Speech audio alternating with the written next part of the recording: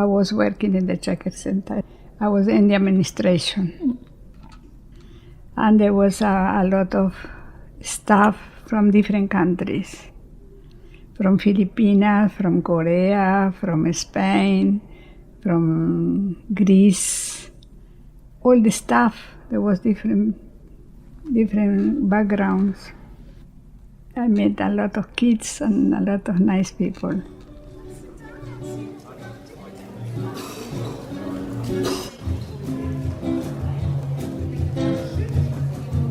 It's History Week in New South Wales, and the theme for 2021 is From the Ground Up. I'm Mina Bowie-Jones, Programs Manager with Addison Road Community Organisation, taking time out of our daily activities on site in Marrickville to dig into some of the history of this special place, the Addison Road Community Centre, and reflect on the role of multicultural children's services in our community. Multicultural childcare is an aspect of multiculturalism that too often gets forgotten in the national conversation, but it's an essential part of creating respectful, safe and joyful communities from the earliest years of our children's lives, before there's the opportunity for the poisons of intolerance, racism and xenophobia to be taught to them. The starting point for this reflection is the Childcare Centre here at Addison Road, which opened in 1988 as the Addison Road Multicultural Childcare Centre. It was a project that responded to local need, and its creation was significant enough that then Prime Minister Bob Hawke came to officially open it. There was federal level interest in what was happening here in childcare because Addison Road Community Centre as a whole was viewed as a model for developing a progressive Australia, right from when the community centre started in 1976 on the grounds of a former army depot known locally as the Barracks. Leading up to a celebration event we held earlier this year, I talked with Vivi Germanos Koutsounadis, one of the founders of the Addison Road Multicultural Childcare Centre and former director of the Ethnic Community Services Cooperative. Vivi talked about the needs of Sydney's migrant families back in the 1980s, how she and others started the childcare centre here and found funding to develop an emerging new professional practice, bicultural support in children's services. In 1980s, I wasn't working at Addison Road. I used to work in Redfern.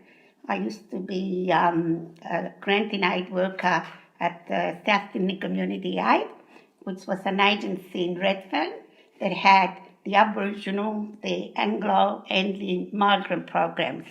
And we all worked together. That was really beautiful, model. And childcare always, came to the fore because, the women were working unskilled jobs and they worked in different hours. So that's what we told, the Labor government. It was a Labor government. I said, look, we need childcare, I need childcare too, I'm having a baby and I've got my mother, but it would have been nice, if I could have my son, in a childcare centre. Migrant women didn't have any power or any say or any organisations. And we started some organisations, the Immigrant Women Speak Out Association. We had the Women's Alliances, and so I was president of the first one. We put in the issues, the migrant women had, because they were in bad shape as well.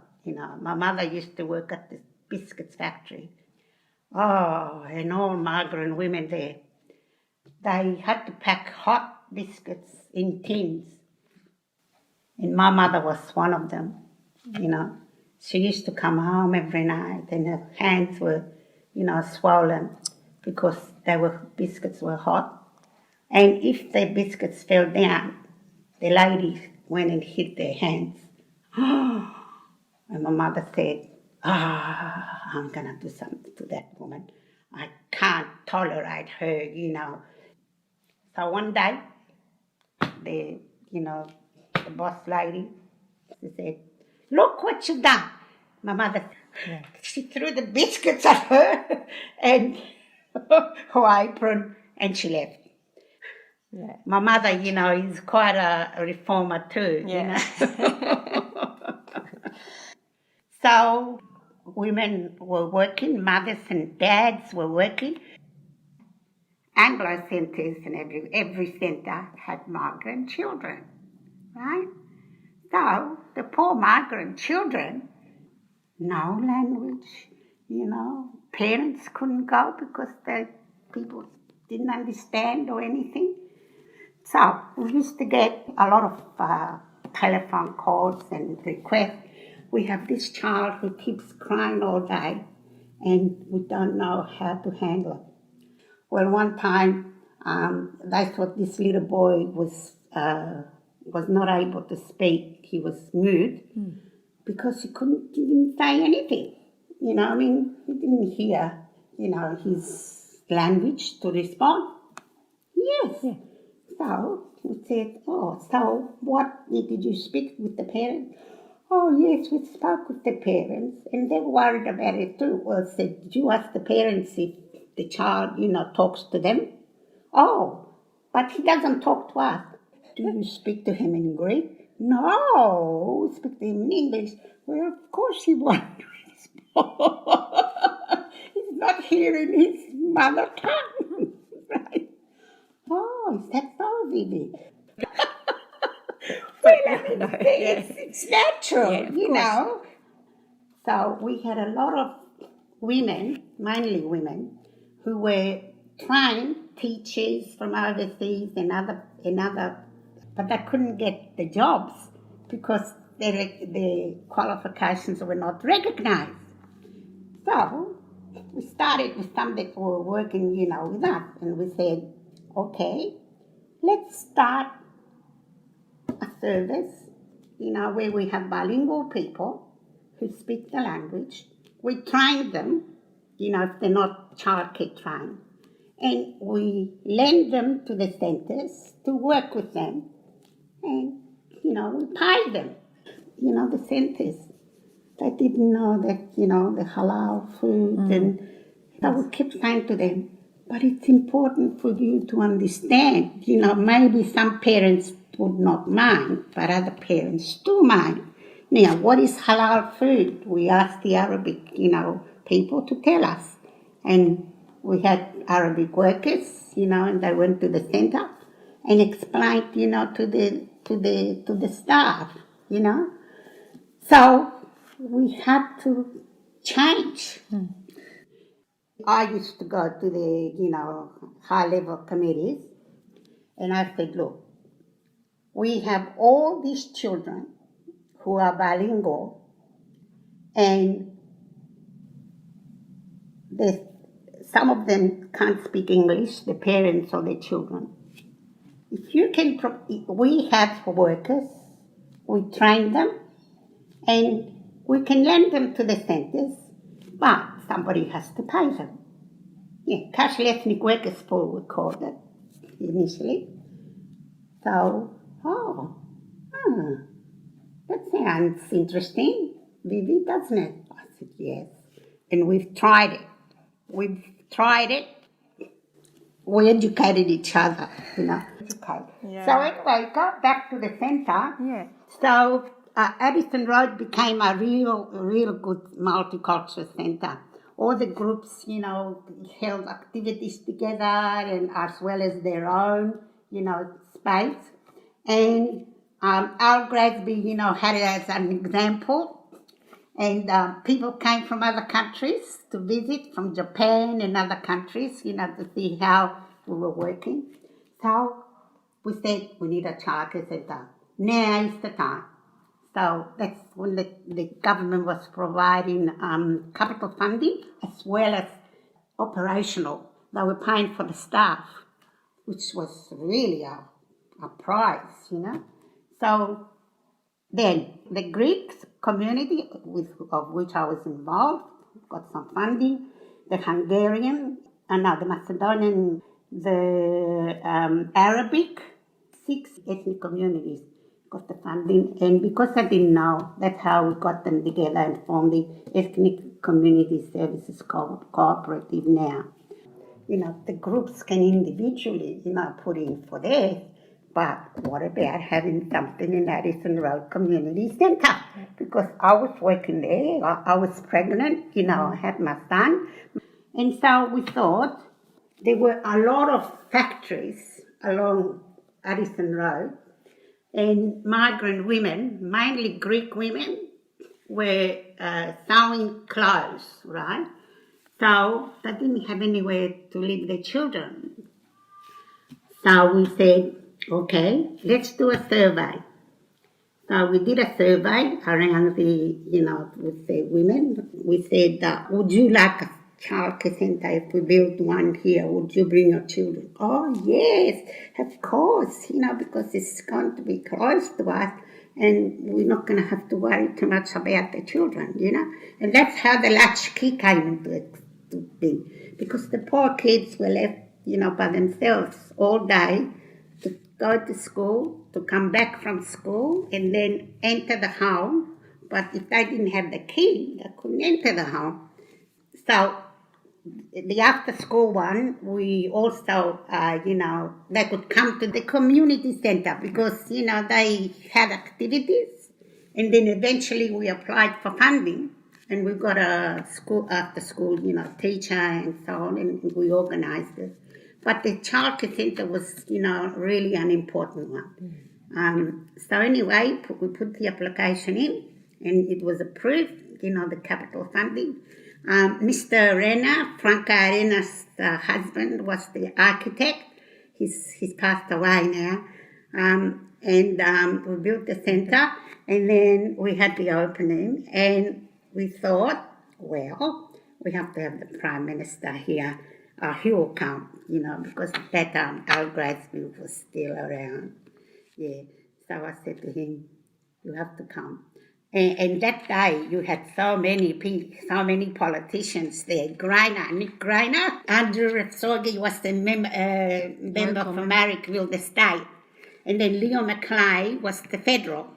The first one, but it was a need for it. Yeah. I had my son, he attended the centre. He was one of the first children to attend the centre, naturally. I used to go every lunchtime when they were having the sleep because he didn't want to sleep. The Multicultural Childcare Centre that Vivi and others created in 1988 has grown and evolved since then, with changes in its management and even location at times. But have its values of actively supporting cultural diversity been maintained? I spoke with Dimitri, a parent whose 2 children attended Addison Road Early Learning Centre from 2014 to 2018. I was impressed by the mix of cultures at the centre in terms of the educators, and I could see from the wall decorations that they would celebrate different cultural events from around the world. And that was also something that was explained to us by the centre director when we first went there. So I was really pleased with that mix of educators and cultures in the one place. I thought it would be really good for the kids to be exposed to that. And the centre director at the time is from the same background as myself, and 3 of the educators were also from the same culture. But in saying that, there were probably around 15 educators, so it certainly wasn't the majority, but I certainly felt comfortable and pleased that there were a few from my background, because that just gave me a sense of security, I guess, that it's a bit hard to explain, but that was just gave me a sense of security in having my kids there when they were there. I don't think of myself quite as, what's the word I'm thinking of? I wouldn't think of myself quite as sort of clingy with my kids as perhaps, older migrant generations might have been. I know my family, my parents and my grandparents on both grandfather and grandmothers all worked, and so any kind of help would have been really valuable for them in the 50s and 60s when they were, establishing and setting themselves up here. Having an opportunity like this where, the kids are able to get care, but also to be able to enjoy some, culture was very important to me and pleasing. They loved it. I loved it. I always had a really good feeling visiting there to drop them off or pick them up, because they were there several days a week. And I always just thought it was a great example of, the kind of progressive centre that you wish that was exemplified everywhere in Australia, because I think Australia is unique in having such a diverse multicultural population, and we still have challenges to this day of people adjusting to that mix. So I think any opportunity to be able to be exposed and absorb other cultures in a way that in any way really is gonna help people to live a more harmonious life in this society that we have. So much of the division and the racism comes from that lack of understanding and exposure. And I think even something as simple as a daycare centre where you have educators from all different variety of backgrounds and a centre that's willing to celebrate all those cultures is a great place to set off from for those children who can then have that appreciation and that good memory of those things as they get older, where before the divisions become more apparent or more in your face. Dimitri's family is just one of many that have been part of the life of the Addison Road Early Learning Centre.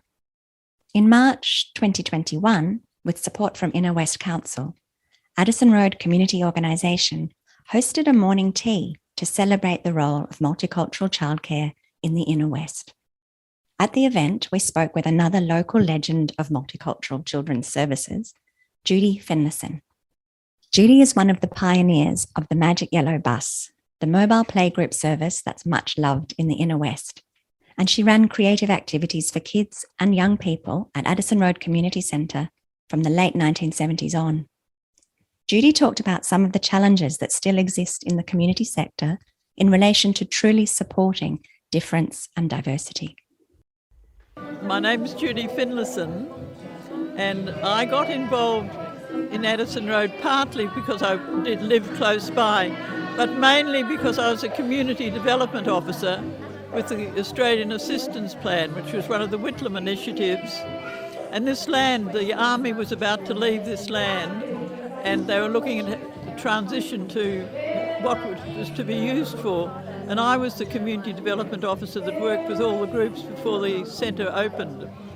And my other interest in the area was I'd been involved with the New Theatre and with a group that we formed out of New Theatre, Kids Activities Newtown, Can, with the children's, and I was very interested in children's time out of school hours.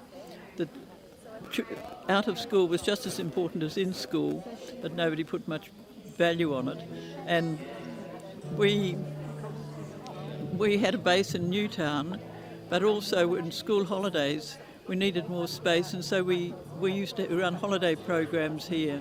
This land had been promised to the community for housing, but when it came to the actual decisions to be made, the local community of the day and various people said, no, this is valuable as public land and open space.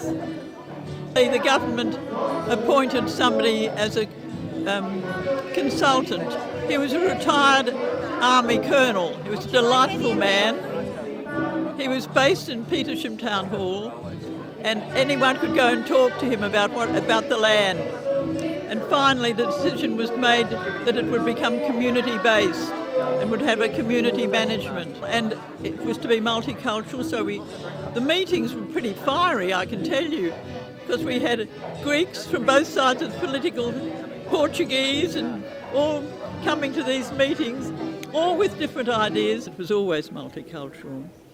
And for instance, when the Lebanese civil war was on, and the Lebanese children used to come here and they have the holiday activities with our kids from Cairn and go on excursions, and the Greek centre decided to run their own centre for kids. They didn't really have the experience in working with school-age kids, which can be a handful, school holidays, but kids would all look at what we were doing and say, we want to go there. So we joined together and we did things together. So the Greek people who were in their centre had things that they wanted to run themselves, but they could join in and they could come and bring a group of kids over to our carpentry and all that sort of thing. The people who started after-school centres for children were mostly parents, but it's a big struggle, and the parents move on, and it's never been the policy for it to be community-based, even though it's the community that built it up. And now that it's been built up, and now that it's recognised as being an essential service which parents pay for, it's being tendered out to private sector. We're about a centre that's in this vicinity. I won't name who it is, but one woman's dedicated her life to it, and then as soon as it's seen as being a private centre, and it's gone to an organisation that's based in the United States. Walk into an after-school centre and it reflects probably the community that they're in. And it's always been that, because it's had a lot of input from parents. They've had to make do with, be it a tin shed or a grand or a corner of a hall, but they shouldn't have to battle. So if you're a parent and you have to do all these fights, as well as working, as well as having your kids and picking your kids after school and all of that, it's a big expectation, as well as having to be the legal people. There's a lot of work involved. You can't expect that dedication. You wouldn't in any other job. I'm all in favour of community-based, but they should be supported and recognised. That was arts educator Judy Finlayson. Of course, the most important element of children's services is the children themselves. Here's Spencer and his mum Kate on why they love Addison Road Early Learning Centre today. My name's Kate and this is Spencer, and we live on... Where do we live? On Addison Road. Yep. Why do we love it? Because we do. They have books. And do you play games? Oh, yeah. Hide and seek. I like finding, and hiding.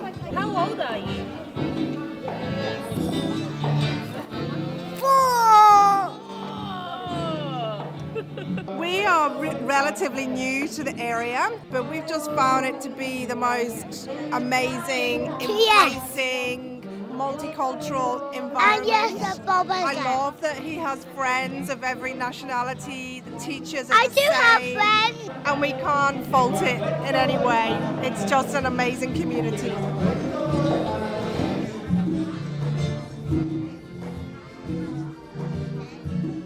This podcast is about paying tribute to the important work that the people, predominantly women, working in children's services in the Inner West and beyond, have done and continue to do to support children and families from diverse cultural backgrounds, and really in their daily lives to create happy, healthy, multicultural communities right from the start. Today, the Addison Road Early Learning Centre is no longer Addison Road Multicultural Childcare Centre. It's not run by Ethnic Community Childcare or Addison Road Community Centre anymore. It's managed by Inner West Council, and it's one of many childcare centres in the local government area where it is no longer a surprise for families from non-English speaking backgrounds to be able to communicate and feel comfortable with the staff who look after their children. Bicultural support and culturally and linguistically diverse educators still continue the work of the original centre under current director Kim Johnson, with practices like acknowledgement of country, celebrations for Diwali, Lunar New Year, and NAIDOC Week. Looking back into how multicultural childcare got started here at Addie Road is a reminder that some of the normal ways of doing things today were once considered too hard, unimportant, or unnecessary. It's a reminder for people with young children to check whether the centres your kids go to have a multicultural policy and a reconciliation action plan, whether all the children at your kids' centre have bicultural support in place if they need it. To acknowledge the vision and hard work of people like Vivi and Judy is to continue their work by making sure that even the smallest people in our communities have their cultures and languages respected and supported.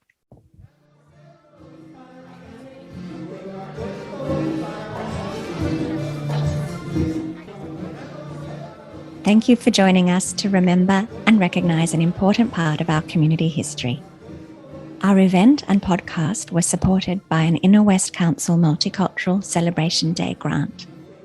Special thanks to Huna Amweero from Radio Skid Row for production and design. Music in this podcast and during our celebration was provided by Friends of El Tajer, Justo and Olive Diaz, Fernando Coloma, and Liber Osorio.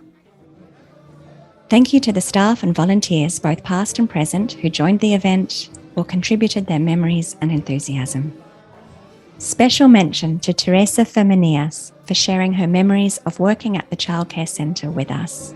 Her voice, which you heard at the start of this podcast, provided a huge inspiration for us. If you'd like to know more about multicultural services in the Inner West, Ethnic Community Services Cooperative, right here at Addie Road, can help you out. Go to ecsc.org.au. If you'd like to find out more about what the Inner West Council offers for children and families, head to innerwest.newsouthwales.gov.au and you'll find information on activities in the Community Wellbeing section of the website. This podcast was recorded and produced for Addison Road Community Organisation with the support of Radio Skid Row, our very own radio station right here in the Inner West, broadcasting all around Sydney via 88.9 FM. To learn more, head to radioskidrow.org. For more information on Addison Road Community Organisation, go to addieroad.org.au.